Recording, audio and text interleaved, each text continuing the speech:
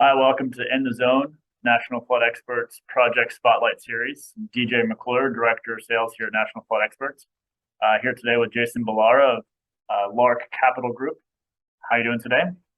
I am good, DJ. Thanks for having me on. Absolutely. No, we appreciate you taking the time. Just to get started, if you could just take a minute to tell us a little bit about yourself and about Lark Capital. Yeah, I myself am a multifamily syndicator. I started in this business probably about 2.5 years ago is when we formed Lark Capital, and we've been exclusively focused on the Southeast, value add type properties, and mainly around Georgia and the Georgia MSA. I really like the market, and I've got a good team there, so it works well for me to be in that location. And I saw you made the transition from single family to multifamily as many investors do. How has that journey been from one to the next? Yeah, I mean, there's a lot of similarities, but a lot of differences. And I was my career, I guess, I'm a veterinary surgeon, and have been for 15 years, 18 years. And so throughout my life, even starting as a like a teenager, I was in construction, and always wanted to own. And so I would buy, sort of rundown houses, fix them up, either refinance and take out equity or sell and realize that gain. So I've been doing that part of it my whole life. But I would say, for me, that was more of a hobby, and not even just a hobby, sometimes a survival technique, in the sense that, couldn't afford to buy a nice house. So I bought a house that I could fix. And transitioning to multifamily, it's much more of a business.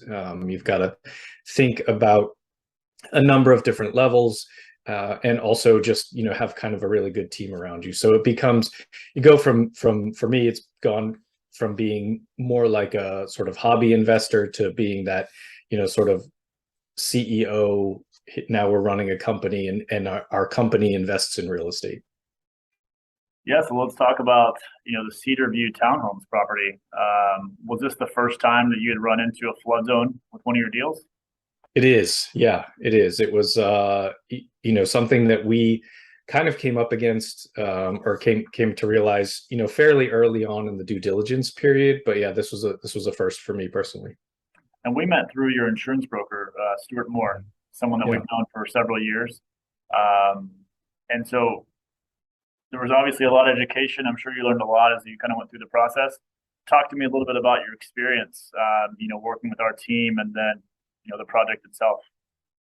The experience was great, and it was, for me, it was really quite a big learning experience, and thankfully Stuart was able to connect us.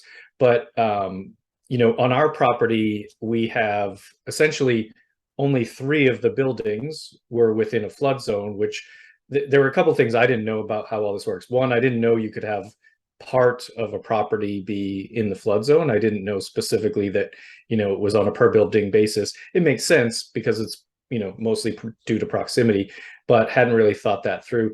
The other thing I didn't know was that you could change it, right? I ultimately, probably, if Stuart hadn't made the introduction, I would have just said, okay, we have these buildings are in the flood zone. And so I had started to look, I think in discussions with your team, I had started to look at, how it all ties together. And that's definitely something I think other investors should know, that this is a possibility that they should, really kind of consider looking into, in terms of being able to remove some or all of their property from the flood zone. Yeah, letter of map amendment, we find is not common knowledge.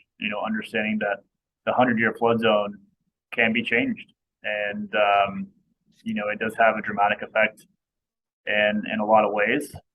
So for you specifically, what was the grandest impact that you felt this project did for the property?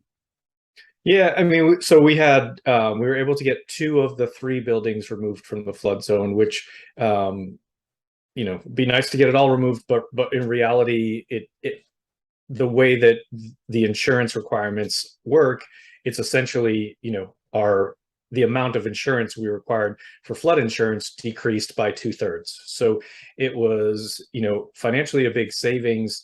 especially in the long term, I think there's really two huge benefits here. One, it saves us money annually on flood insurance during the hold period of this property. But two, this is something that we can market when we go to sell the property and say, hey, look, this is, we've already gone through the process of getting this minimized as much as possible. And so, a future buyer won't have to worry about this for them. Yeah, the fact that it carries on automatically to the next owner is a huge, side benefit as well. So what advice would you have for other investors, that may come into a similar situation running into a flood zone? I think certainly just kind of connecting with the right people, I mean, it's nice to know Stuart had our back and was like, hey, here's someone that can help you with this scenario. Your team was great, very helpful. It's an easy process, right? It was pretty painless on our part, but we just had to be kind of open to the idea of having it done, but we didn't actually have to do any work. And so it was nice to the whole thing, I think, was an easy process, and ultimately an easy money saving process. And so, if you look at this from a value perspective, right, you're going to take those dollars saved annually and multiply that or divide it by your cap rate, and it's going to add substantially more to the value of your property than just the cost to have this process done. Well, we appreciate you being a partner and look forward to, your journey as you run into other properties in the road or in the future. And again, thanks again for working with us and for doing the spotlight with us today. Yeah, of course. Happy to. It was great. Thank you.